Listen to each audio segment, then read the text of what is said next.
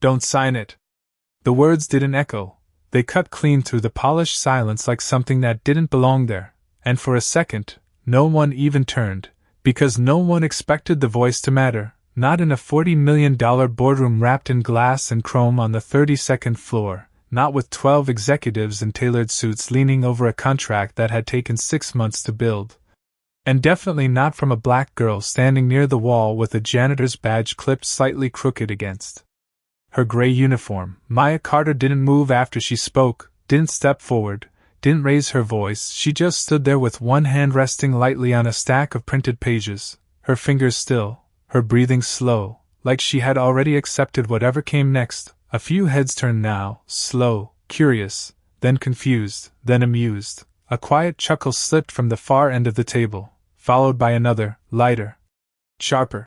"You're in the wrong room," someone said, not looking directly at her, just tossing the words into the air like they didn't need to land. The faint scent of leather and espresso lingered between them, the hum of the overhead lights steady and cold. Daniel Whitmore didn't laugh, not yet, but his pen hovered above the signature line, paused midair, his silver cufflink catching the light as he glanced up, not at her, but at the interruption itself, like it was a glitch in an otherwise perfect sequence. "We're in the middle of something," he said, calm, controlled, the kind of tone that usually ended conversations before they began. Maya nodded once, small, respectful, but she didn't step back, didn't apologize. Instead she slid one page forward across the table, just an inch, the paper whispering against polished wood, and for the first time, someone actually looked at what she was pointing to. A man with a navy tie leaned in, squinting, his smile still hanging on his face like it hadn't gotten the message yet. "Page 14, Maya said, her voice quiet but clear, steady enough to land. "Second paragraph, subsection C." The room didn't freeze all at once, it happened in pieces. A chair stopped creaking, a pen stopped tapping, a breath held just a second too long. Daniel's eyes dropped to the page now, slower this time, not dismissing, not yet believing either, just reading, his jaw tightening almost imperceptibly as his gaze tracked the lines she had indicated. The faintest shift in posture rippled through the table, the kind you only notice when something invisible turns real. Someone cleared their throat, another leaned closer. The laughter was gone now, not replaced by tension exactly, but something sharper, thinner, like the edge of a thought no one wanted to finish. Maya didn't speak again, didn't need to. She just stood there with the same stillness, the same calm. As if she had already seen the end of this moment before anyone else had even noticed it beginning. And Daniel Whitmore, a man who had closed deals in under 10 minutes and walked away from negotiations worth twice this without blinking, read that line again, slower, deeper, and for the first time since the meeting began, his pen didn't move at all. Daniel Whitmore did not look up right away. His eyes stayed locked on the page as if the ink had suddenly gained weight, his fingers tightening slightly around the pen before he slowly set it down beside the contract, not dropped, not rushed, just placed with a precision that made the entire table feel it. "Explain," he said, not loudly, not angrily, but with a shift in tone that erased whatever remained of the earlier laughter. Maya took one small step closer, careful, measured, her shoes barely making a sound against the polished floor. She did not rush to fill the silence, she let it stretch, let them sit inside it. Then she reached forward and turned the page slightly toward him. "It looks like a standard liability clause," she said, her voice even, almost soft. "But the wording transfers post-merger risk entirely to your side if there is any regulatory issue, any audit discrepancy, any delayed disclosure." A man across the table leaned back, his chair exhaling a quiet creak. "That is not possible," he said quickly, almost too quickly, but he did not reach for the document. He just watched Daniel, waiting. Daniel did not respond to him. His eyes moved line by line, slower now, tracing each word like he was seeing it for the first time. Maya continued, not louder, just clearer. "It is buried under standard phrasing, but the trigger language is in the second sentence. It activates under conditions broad enough to include almost anything that happens after signing." Someone near the end of the table shifted in their seat. Another executive pulled a tablet closer, tapping quickly, double-checking. the quiet tapping of glass against fingertips filling the space where confidence used to be. Daniel's jaw flexed once, subtle, controlled. "Who reviewed this?" he asked, still not looking up. The question hung in the air, heavier than any accusation. A pause followed, not long, but long enough to feel intentional, and then a voice answered, smooth, practiced, "Our legal team cleared it." It came from the right side of the table, from a man who had not spoken until now, his posture straight, his tie perfectly centered, his expression calm but just a fraction too still. Maya's eyes flicked toward him for half a second, then back to the contract. Daniel finally lifted his gaze, not to Maya, but to that man. The room seemed to tilt slightly in that moment, like the balance had shifted and no one had adjusted yet. "Did you read this line?" Daniel asked, his tone unchanged, but something underneath it had sharpened. The man smiled faintly, controlled. "Of course," he said, but his fingers tapped once against the table before going still. Maya did not interrupt, did not push, she simply placed her hand flat on the edge of the paper, grounding it, anchoring it in front of them. "If you sign," she said quietly, "you are not just agreeing to a partnership, you are agreeing to absorb every future failure they can define."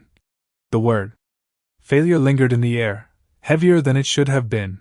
Daniel leaned back slightly, just an inch, but it created distance, space to think, to see, to reconsider. The executives around him were no longer leaning forward with confidence. They were watching, calculating, uncertain. The room that had laughed minutes ago now held its breath, and Maya Carter, still wearing a badge that marked her as invisible, stood at the center of it without raising her voice, without demanding attention.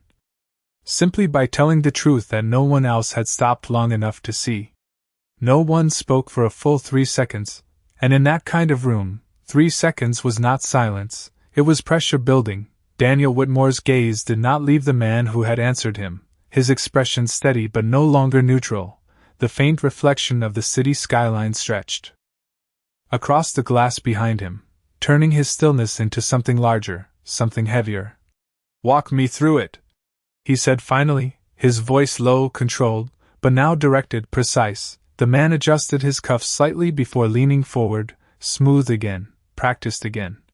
"It is a standard allocation structure, Daniel. These clauses are common in cross-border agreements. They look aggressive, but they are rarely enforced in a way that matters." He spoke easily, but his eyes flicked once toward the contract and back, a small movement, almost nothing, but enough. Maya noticed it, not with suspicion, just with quiet recognition. Daniel did not respond right away. Instead he reached for the document again, this time turning 2 pages back, then forward, then back again, retracing, verifying, not trusting memory, not trusting explanation, just the text in front of him. "Rarely enforced," he repeated, almost to himself, as if testing the weight of the words. Around the table, the energy had shifted from dismissal to calculation. One executive leaned toward another, whispering under his breath. Another began scrolling through emails on a tablet, searching, confirming. The man at the right end of the table sat straighter now, his shoulders firm, his expression controlled, but the ease from earlier had thinned. "We have done our due diligence," he added, a touch firmer this time, as if reinforcing a structure that had started to crack. Maya did not challenge him, she did not look at him at all. Her attention remained on Daniel, not demanding, not pleading, just present, steady. "It is not about how often it is enforced," she said quietly. "It is about how easily it can be."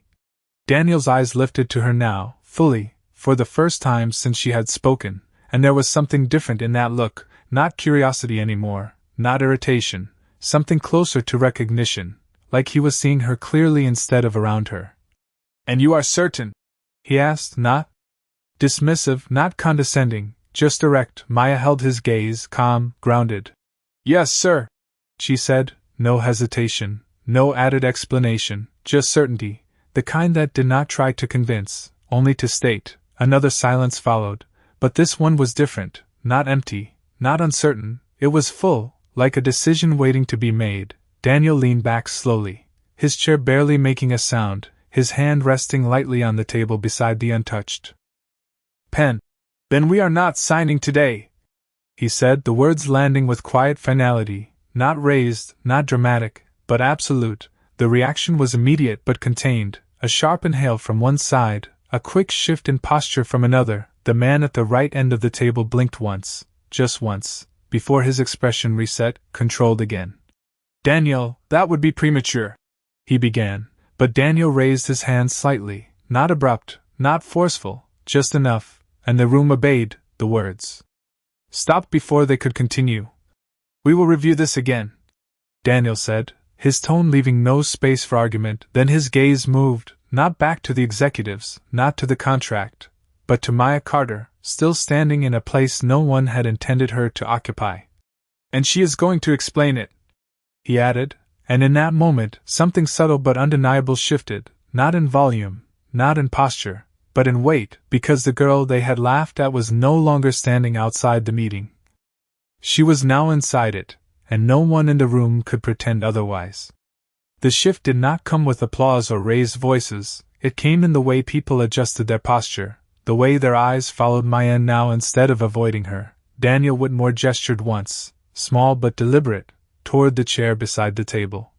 "Sit," he said, not as an invitation, but as a decision already made. Maya hesitated for half a second, not out of fear, but out of habit, because rooms like this were not built for people like her to take space. Then she stepped forward and pulled the chair back slowly, the soft scrape against the floor sounding louder than it should have. She sat with her back straight, hands resting lightly on the table, not claiming authority, just holding her place. The contract remained open between them like something unfinished, something waiting. Daniel leaned forward slightly, his attention fully on her now.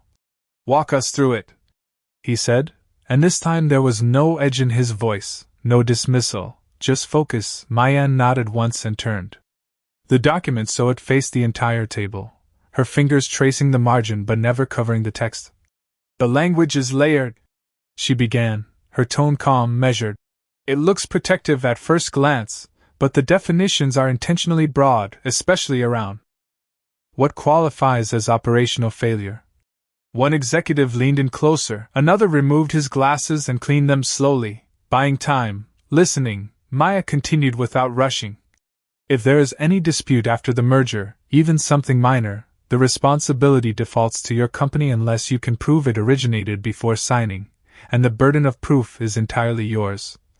The words settled into the room with weight, not loud, but undeniable. Daniel's gaze shifted briefly to the man at the end of the table, then back to the page.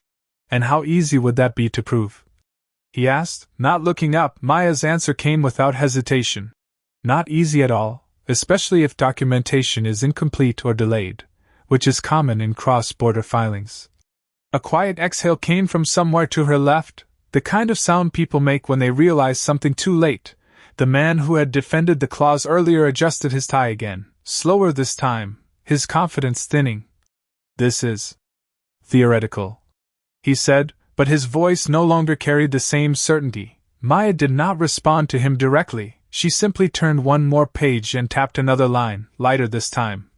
"This section allows retroactive interpretation," she said, "meaning they can redefine terms after the fact, depending on outcome." Daniel's fingers pressed lightly against the table, not tense, but grounded, anchoring him in the moment. "So if something goes wrong," he said slowly, "they decide what it means. And we carry the cost." Maya met his eyes steady. "Yes, sir." The room fell into a deeper silence now, not confusion, not disbelief, but clarity settling in, the kind that leaves no room for easy answers. Daniel leaned back again, his chair shifting a fraction, his gaze moving across the table, measuring, recalibrating. Then he spoke, not to Maya, not to the room, but into the space between them. "Who drafted this?" he asked, and this time, the question did not hang unanswered, but the answer, when it came, felt different, slower, heavier, as if everyone understood that whatever came next would not just explain the document, it would reveal something far more important about the people sitting in that room. No one answered immediately, and that hesitation said more than any explanation could. The air in the room tightened, not with confusion anymore, but with awareness. Daniel Whitmore did not repeat the question, he did not need to. His eyes moved slowly across the table, pausing on each face just long enough to register something unspoken, then stopping again on the man at the far right, the same man who had defended the clause, who had spoken with certainty just minutes ago. Evan, Daniel said quietly, not loud, not sharp, but direct. The name landed differently than before. It was no longer part of a discussion, it was a focus. Evan Brooks held his posture, straight, composed, but something in his stillness shifted, his hand resting on the table curled slightly inward, subtle, controlled, but not invisible. My team coordinated the draft, he said, measured, careful, choosing each word with precision. Alongside external counsel. Daniel nodded once, slow, absorbing. And you reviewed every section? He asked, not as a question that needed an answer, but as a line being drawn. Evan's jaw tightened just enough to be noticed. Yes, he said, but this time the word did not carry the same weight. Maya did not look at him. She did not need to. Her attention remained on the contract, on the structure of it, on the truth it held. Daniel leaned forward slightly, his fingers pressing against the edge of the table, grounding him again. Then explain to me, he said, his voice still calm, still controlled, but now carrying something deeper, something less forgiving. Why this clause exists in its current form. The room held still, not frozen, but waiting. Evan inhaled slowly, then leaned forward, mirroring Daniel's posture, as if trying to reclaim balance. It provides flexibility, he said. It protects the deal from unforeseen complications. Maya's eyes lifted for the first time since he began speaking, not confrontational, not challenging, just present, and that presence alone seemed to thin the explanation before it could settle. Daniel's gaze did not leave Evan. Flexibility for who? He asked, and that was the moment the room shifted again, not dramatically, not visibly, but in the way certainty slipped just enough to expose what was underneath. Evan's lips parted slightly, then closed, his fingers tapping once against the table before going still again. For both parties, he said, but now the words felt rehearsed, detached from the reality sitting in front of them. Maya spoke then, not louder, not interrupting, just adding truth into the space that had started to bend. It only protects one side, she said, her voice steady. The language makes that clear if you follow the definitions all the way through. Daniel leaned back slowly, his chair shifting a fraction as he exhaled through his nose, not in frustration, but in recognition, the kind that comes when something hidden becomes undeniable. He reached for the contract again, flipping back to the clause, then forward, then back once more, confirming, tracing, seeing it not as it was presented, but as it was designed. You expected this to pass, he said quietly, not looking up, and it was not a question, it was an understanding. Evan did not respond right away, and in that silence, the truth settled heavier than any admission. The executives around the table were no longer observers, they were witnesses, not to a mistake, but to something deliberate, something constructed. Maya sat still, her hands resting lightly on the table, her presence unchanged. Not triumphant, not defensive, just grounded in the same quiet certainty she had carried from the moment she stepped into the room. And Daniel Whitmore, a man who had built his reputation on control and precision, finally lifted his gaze again, not just at the contract, not just at Evan, but at the entire room. And when he spoke next, his voice carried something different, something that did not ask for agreement, only recognition. This was not an oversight, he said, and no one in the room tried to argue otherwise. The words did not echo, but they settled into the room with a weight that pressed against every polished surface, and for a moment, no one moved, not even the faint shifting of papers or the quiet tapping of screens. Daniel Whitmore's gaze remained steady, sweeping once across the table before returning to Evan Brooks, who now sat with his hands clasped loosely in front of him. The confidence that had once filled his posture replaced by something more careful, more measured. Then what was it? Daniel asked, not raising his voice, not leaning forward, just asking with a calm that left no space to hide behind tone. Evan exhaled slowly, his shoulders rising just slightly before settling again. It was structured to protect long-term positioning, he said, choosing each word as if placing it deliberately on the table. But the phrasing no longer carried authority, it sounded constructed, distant from the reality that had already unfolded. Maya remained still, her eyes resting on the document, not on Evan, not on Daniel, just on the words that had shifted everything, her fingers lightly touching the edge of the page as if anchoring herself to something tangible in a room that had changed shape around her. Daniel tilted his head a fraction, not dismissing, not accepting, just considering. Positioning at whose expense? He asked, and this time, the question did not hang in uncertainty, it landed with clarity. Evan's lips pressed together briefly, then parted again. But no immediate answer came. The silence stretched, thinner now, more exposed. One of the executives at the far end shifted in his seat, clearing his throat quietly. Another glanced down at his notes as if searching for something that was no longer there. Maya finally lifted her gaze, not sharply, not dramatically, just enough to meet Daniel's line of sight again. If the deal went through, she said softly, your company would carry every risk, and they would retain every advantage. The simplicity of it cut through the room more cleanly than any technical explanation.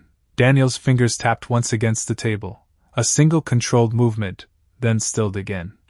And you saw this how? He asked, not questioning her, but understanding the path that led her here. Maya's eyes dropped briefly back to the page before returning to him. I read it, she said, the answer plain, almost quiet, but it held something deeper. Something that made a few people shift again in their seats. Daniel's gaze lingered on her for a second longer than before, then moved back to Evan. We are done here, he said, not abrupt, not forceful, but final. The words carried a different kind of authority now, not just control, but clarity, the kind that leaves no room for negotiation. Evan straightened slightly, as if preparing to respond, but Daniel raised his hand again, just enough to stop the moment before it formed. We will review every document connected to this agreement, he continued, his tone steady, and we will do it without assumptions.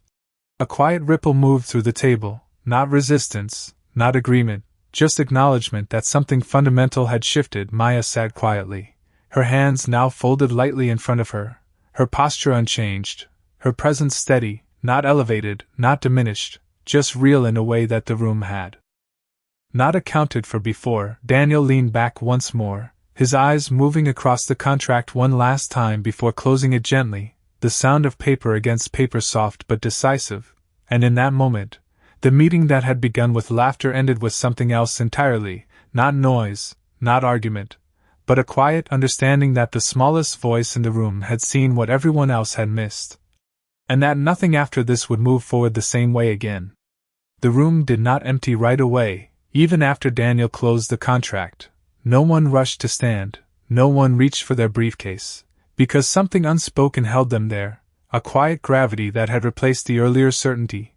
Daniel remained seated for a moment longer, his fingers resting lightly on the closed document as if feeling the weight of what had almost happened. Then he looked up again, not at the table this time, but at Maya, still sitting straight, still composed, her presence unchanged even though everything around her had shifted. How long have you been working here? He asked, the question simple, but it carried a different kind of attention. Maya blinked once, not expecting it, then answered, 3 weeks, sir. Her voice steady, the same calm that had carried her through the room from the beginning. A few of the executives exchanged glances, subtle, quick, as if recalibrating what they thought they knew. Daniel nodded once, absorbing that, then leaned back slightly in his chair. And before that? He asked. Maya hesitated for a fraction of a second, not out of uncertainty, but out of habit, the kind that comes from being overlooked long enough to expect it. I studied finance, she said. I did not finish. The admission sat quietly in the space between them, not defensive, not apologetic, just true. Daniel's gaze did not shift, did not soften in a visible way, but something behind it changed, something that registered the difference between position and ability. Where? He asked. Maya's fingers rested lightly against the edge of the table as she answered. State University, 2 years. Another silence followed, not heavy this time, but thoughtful, like a recalculation happening in real time. One of the executives who had laughed earlier shifted in his seat, his posture less certain now, his expression more guarded. Daniel tapped the closed contract once with his index finger. A small, controlled motion. You read this in how long? he asked. Maya glanced down at the document, then back at him. About 15 minutes, she said, and that answer moved through the room in a way no one could ignore, not loudly, not dramatically, but with a quiet impact that reshaped the air itself. Daniel exhaled slowly through his nose, not impressed in the obvious sense, but recognizing something undeniable. And you understood it, he said, not as a question. Maya met his gaze again. Steady. Yes, sir. The simplicity of it carried more weight than any explanation could have. Daniel nodded once more, slower this time, then stood, the movement deliberate, unhurried, but it shifted the room instantly. Chairs adjusted, shoulders straightened, attention realigned. This meeting is adjourned, he said, his tone even, but final. People began to gather their things now, but without the earlier ease, without the quiet confidence that had filled the room at the start. Instead there was a carefulness, a new awareness in the way they moved, in the way they avoided or met each other's eyes. Evan Brooks remained seated for a second longer than the others, his gaze fixed on the table before finally standing, his expression controlled but no longer untouched. Maya rose as well, pushing her chair back gently, her hands smoothing the edge of her uniform out of habit more than necessity. She did not look around the room, did not wait for acknowledgement. She simply stepped back from the table, ready to return to the space she had come from. But before she could take a full step away, Daniel's voice stopped her, not loud, not sharp, just clear. Maya, he said, and for the first time since she had entered the room, her name did not sound like an interruption. It sounded like something being recognized, something being remembered, and she turned slightly, not fully, just enough to meet his gaze again, waiting, not expecting, just present in the moment that had not yet finished unfolding. Daniel did not repeat her name, he did not need to. The way he said it had already shifted something in the space between them. Maya paused where she stood, one hand lightly gripping the back of the chair she had just pushed away, the cool metal pressing faintly against her palm. She turned just enough to face him fully. Now, not stepping closer, not retreating, just holding her ground. Daniel studied her for a moment, not in the way he had studied the contract, but with a different kind of focus, one that measured something less visible. Why did you say something? He asked, the question simple, but it carried more weight than anything he had asked before. The executives still in the room slowed their movements. A few stopped entirely, their attention drawn back without anyone needing to call for it. Maya's fingers loosened slightly from the chair as she considered the question, not searching for an answer, but choosing how to give it. Because it was wrong, she said, her voice quiet, steady, the words landing without decoration, without hesitation. Daniel's expression did not change immediately, but something behind his eyes shifted again, something that recognized the difference between obligation and choice. You could have stayed quiet, he said, not accusing, not testing, just stating a fact. Maya nodded once, acknowledging it. Yes, sir, she said. A brief pause followed, then she added softer. But then you would have signed it. The simplicity of that truth settled into the room in a way that no one could ignore. Daniel exhaled slowly, his hand brushing once across the closed contract as if confirming its presence, its reality. Then he looked at her again, more directly this time. Do you know what would have happened if you were wrong? He asked, the question not sharp, but real, grounded in the consequences that hung behind moments like this. Maya held his gaze, her posture unchanged, her voice steady. Yes, sir, she said, and this time there was no need to explain. The understanding was already there, woven into the silence that followed. One of the executives near the door shifted his weight, glancing between them, then down at the floor, as if suddenly aware of where he stood in all of this. Daniel nodded once, slower now, as if confirming something to himself rather than to her. And you said it anyway, he said, not quite a question, not quite a statement. Maya did not answer immediately. She simply looked at him, then down briefly at the table, then back up again. Someone had to, she said, and the words did not rise, did not push, they simply existed, and that made them heavier than anything else in the room. Daniel's jaw tightened slightly, not in frustration, but in recognition, the kind that comes when something cuts through layers that have been there too long. He turned slightly, glancing at the contract one more time, then back at her. You are not just a janitor, he said, not asking, not assuming, just stating what had become obvious in a way no one could deny. Maya's fingers rested lightly against her side now, her shoulders relaxed but steady. That is the job I have, she said, and there was no bitterness in it, no defense, just truth. Daniel held her gaze for a moment longer, then gave a small nod, almost imperceptible, but deliberate. Not for long, he said, and the room, already changed, shifted once more, quieter this time, deeper, because the words did not just acknowledge what had happened, they pointed to something that had not yet fully revealed itself, and Maya Carter, who had walked into the room unnoticed, now stood in a moment that was no longer about the contract, but about what came after it, something neither of them had planned, but both of them now understood was already beginning. The words lingered longer than anything else that had been said that morning, not loud, not repeated, but present in the way silence reshaped itself around them. Maya did not react immediately, she did not step forward or back, she simply stood there, her posture steady, her expression unchanged, as if she understood that what had just been said carried more than a simple promise. Daniel Whitmore turned slightly, his attention shifting from her to the room that was slowly returning to motion. Executives gathering their folders, screens dimming, chairs sliding back into place with softer, more careful movements than before, but the usual rhythm was gone, replaced by something quieter, more deliberate. Evan Brooks moved last, his hand brushing against the edge of the table as he stood, his eyes flicking once toward the closed contract, then toward Maya, then away again, as if avoiding something he could no longer dismiss. Daniel noticed it, not with a reaction, just with a glance that registered more than it showed. Then he stepped away from the head of the table and walked toward the window, the city stretching out below in sharp lines and distant motion. He paused there for a moment, hands loosely at his sides, looking out but not really seeing the skyline. The reflection in the glass showed the room behind him, showed Maya still standing where she had been, still holding her place in a space that had not been meant for her. Stay, he said after a moment, not turning, not raising his voice, just enough for her to hear. The word carried no command in tone, but it carried weight, the kind that comes from intention. Maya hesitated for a fraction of a second, her instinct pulling her toward the door, toward the hallway she knew, the routine she understood, but she stayed, her hand falling loosely at her side, her eyes moving briefly toward the exit as the last of the executives stepped out, the door closing with a soft click that seemed louder now that the room was nearly empty.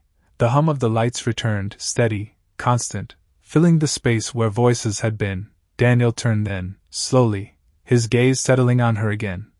No longer divided by the presence of others, no longer filtered through the structure of a meeting, just direct. You saw something everyone else missed, he said, not as praise, not as surprise, just as fact. Maya nodded once, small, acknowledging.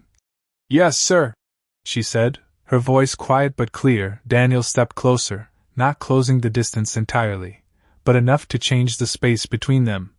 That is not an accident, he continued, his tone thoughtful now, measured in a different way than before. Maya did not answer right away, she did not rush to explain herself, she simply held his gaze steady, grounded, the same way she had held her place at the table. I pay attention, she said finally, and the simplicity of it carried more weight than any explanation could have. Daniel studied her for a moment longer, then nodded slowly, as if confirming something that had already formed in his mind. Good, he said, and the word landed with quiet certainty, not as an ending, but as the beginning of something neither of them had planned, something that had started the moment she chose to speak, and now, in the stillness of the empty room, it stood between them, waiting to take shape. Daniel Whitmore did not move right away. He stood there with the city behind him, the reflection of glass and steel framing the quiet space between them. Then he reached back toward the table and placed his hand lightly on the closed contract, not opening it, not flipping through it again, just resting his palm there as if confirming something had shifted for good. Most people in that room have been doing this for years, he said, his voice calm, thoughtful, not directed at her as much as spoken into the moment itself. They have teams, analysts, advisors. He paused briefly, his fingers pressing lightly against the paper. And they still missed it. Maya remained still, her posture unchanged, her eyes steady on him. She did not take the statement as praise, did not let it move her out of the place she had grounded herself in. They trusted the structure, she said quietly. Not the details. Daniel's gaze lifted to meet hers again, and for a moment, something like recognition passed through his expression, not dramatic, not visible to anyone else, but present in the way he held that look a fraction longer than before. And you did not, he said. Maya shook her head slightly. No, sir, she replied, simple, certain. Daniel nodded once, then stepped away from the table, closing the distance between them by a few feet, not enough to overwhelm, just enough to shift the dynamic into something more direct. Do you know how many deals fall apart because of something like this? He asked, not testing her, but opening a space for her to step into. Maya considered for a second, her fingers lightly brushing against the seam of her uniform as she thought. More than people admit, she said, and the answer landed with quiet precision. Daniel's lips pressed together briefly, then eased, not quite a smile, but something close to agreement.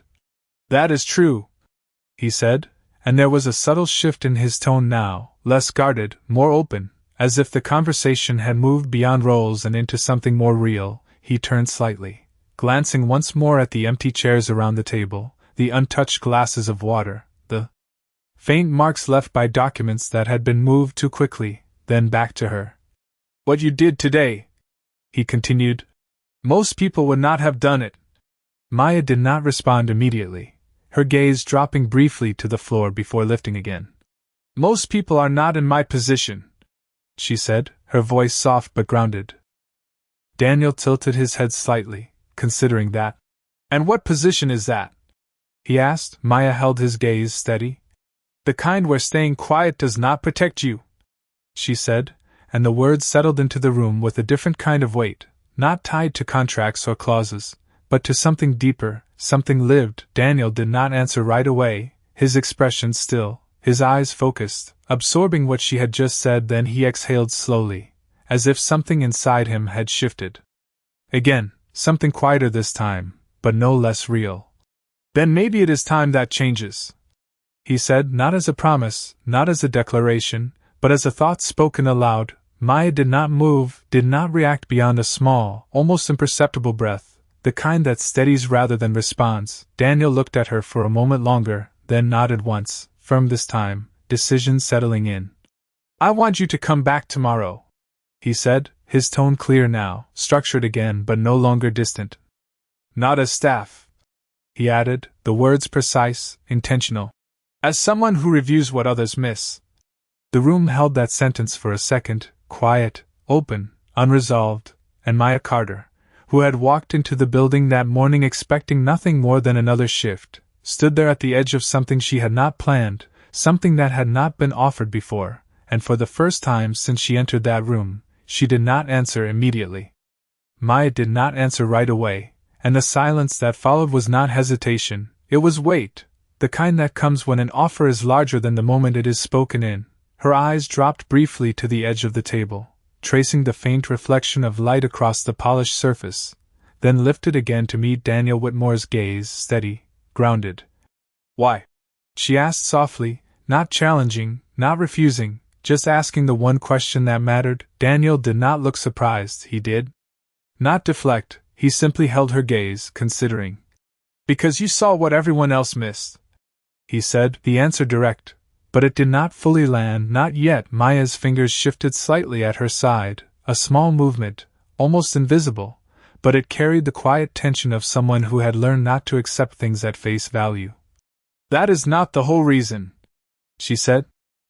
Her voice calm, respectful, but certain. The room seemed to tighten just a fraction at that, not with conflict, but with truth pressing forward again. Daniel's expression changed slightly, not defensive, not closed, but more open, more aware, as if he had expected this, as if he had hoped for it. He nodded once, acknowledging.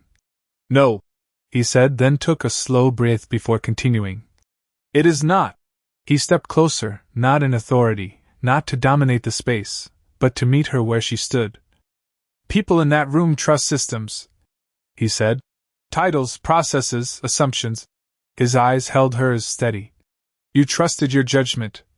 Maya listened without interrupting, her posture unchanged, her presence steady. Daniel continued, his tone quieter now, more reflective. That is not something you teach easily, he said, and for a moment the words were not about the meeting, not about the contract, but about something deeper, something that had been revealed without being named. Maya absorbed that, not as praise, not as validation, but as something to measure, something to understand. And what happens when I see something again? She asked, her voice still calm, but now carrying a different edge, not doubt, but clarity. Something others do not want to hear. Daniel did not look away, did not hesitate. Then you say it, he answered, simple, immediate, and that answer settled into the space between them with a kind of certainty that did not need reinforcement. Maya held his gaze for a second longer, searching not for reassurance, but for truth. Then she nodded once, small, almost imperceptible, the kind of movement that marked a decision forming, not complete, but no longer uncertain. Daniel straightened slightly, the structure of his posture returning, but not the distance, not the detachment. You will not be invisible here, he said, the words measured, intentional, and for the first time, there was something in his tone that felt less like control and more like responsibility. Maya's expression did not change, but her breath shifted, subtle, steadying. I was not invisible, she said quietly, and the words carried no bitterness, no defiance, just truth. Daniel paused at that, his eyes narrowing just slightly, not in disagreement, but in recognition. No, he said after a moment. You were not. The room felt quiet again, not empty, but full, like something had been understood that could not be undone. Daniel glanced once toward the door, then back to her. Tomorrow, he said, not repeating the offer, not expanding on it, just placing the moment where it belonged in time. Maya nodded again, this time more certain, more grounded. Tomorrow, she repeated, her voice steady, and the word did not feel like agreement. Not entirely. It felt like the beginning of something that had already been set in motion, something that neither of them had planned, but both of them now stood inside of, quietly, deliberately, without needing to say anything more. The room felt different now, not because of what had been said, but because of what had been understood. The air no longer carried tension, it carried clarity, and that clarity did not fade as easily as noise. Maya stood where she was for a moment longer, letting the weight of the decision settle into her chest, not overwhelming, not unfamiliar, just real. Daniel Whitmore had already turned slightly back toward the window. Not dismissing her, not ending the moment, but giving it space to exist. Without pressure, something rare in a room like this, something deliberate. Maya adjusted the edge of her sleeve unconsciously, the fabric smooth beneath her fingers, grounding, familiar, a quiet reminder of where she had come from only hours earlier. Tomorrow, she said again, not to confirm, not to question, but to anchor it in reality. Daniel nodded once, without turning fully. 9 o'clock, he replied, the time precise, the tone steady, but softer than before. Maya took a small step back, her shoes barely making a sound against the floor. She glanced once at the table, at the closed contract that had nearly shifted an entire company's future, then back at Daniel, not expecting anything more, not needing it, just acknowledging the moment for what it was. Thank you, she said quietly, and the words were not about the opportunity, not entirely. They were about being heard, about the shift that had taken place without being forced. Daniel turned then, meeting her gaze once more. And for the first time, there was something unmistakably human in his expression, not just authority, not just control, but recognition. You did not do this for me, he said, his voice calm, certain. You did it because it was right.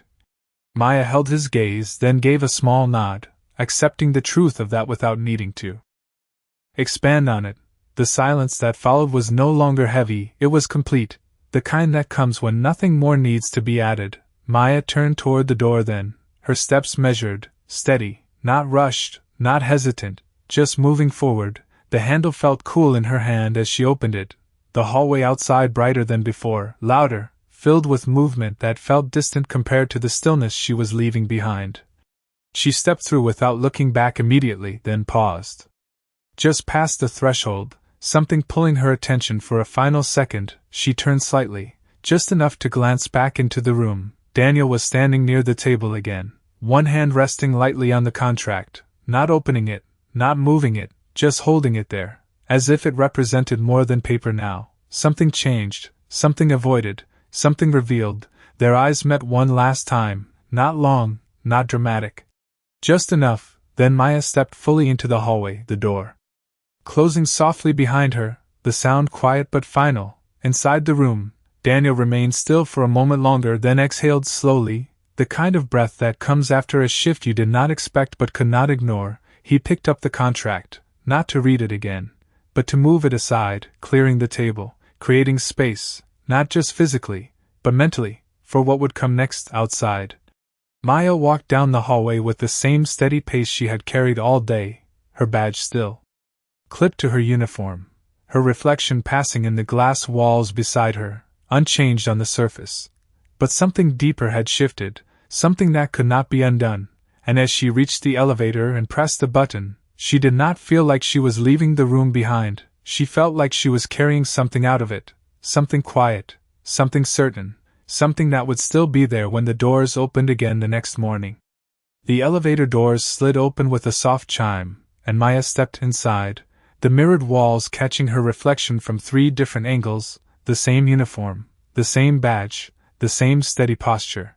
But something behind her eyes had changed, something quieter, deeper. She pressed the button for the ground floor and watched as the doors closed, sealing the moment behind her. The descent was smooth, almost silent, just the faint hum of cables in motion, and in that silence, her mind did not race, it did not replay every word, it simply held on to one thing, the choice she had made, not to impress, not to be seen, but to speak. The elevator opened again and the noise of the lobby rushed in, footsteps, distant conversations, the low murmur of a building that never really stopped moving. Maya stepped out into it without hesitation, blending back into the rhythm she knew, her shoes tapping lightly against the polished floor, her presence once again unnoticed by most. A few hours passed, the light outside softened, stretching long across the city, and on the 32nd floor, Daniel Whitmore stood alone in the boardroom once more, the table cleared, the contract no longer at its center. He held a single page now, the one Maya had pointed to, his fingers resting along the margin, not reading it again, just looking at it as if it represented something larger than the deal itself. He walked to the window slowly, the skyline shifting into shades of gold and shadow, and for the first time that day, he allowed himself to consider how close he had come to signing it, how easily it could have happened, not because he was careless, but because he had trusted the system more than the details.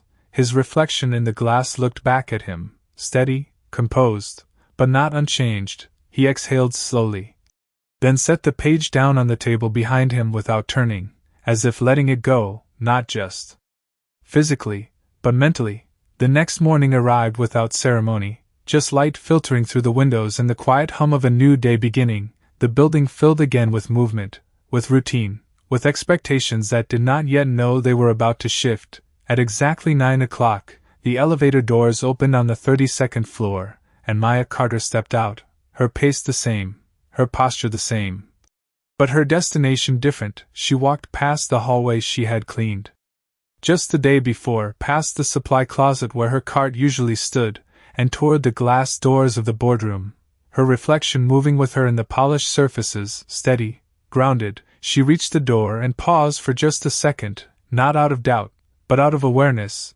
Then she pushed it open. Inside, Daniel Whitmore was already there, standing at the table, a new set of documents spread out before him. He looked up as she entered, not surprised, not uncertain, just ready. The room did not laugh this time, it did not question, it simply held the space for what had already been proven. Maya stepped inside and closed the door behind her, the sound soft, deliberate, and as she moved toward the table, there was no hesitation in her steps, no need to prove anything, because she already had. And in that quiet moment, with sunlight stretching across the glass and the city moving far below, the shift that had begun the day before settled fully into place, not loud, not dramatic, but certain, because she had not walked into the room to take power, she had walked in with something stronger, and in the end, That was what changed everything.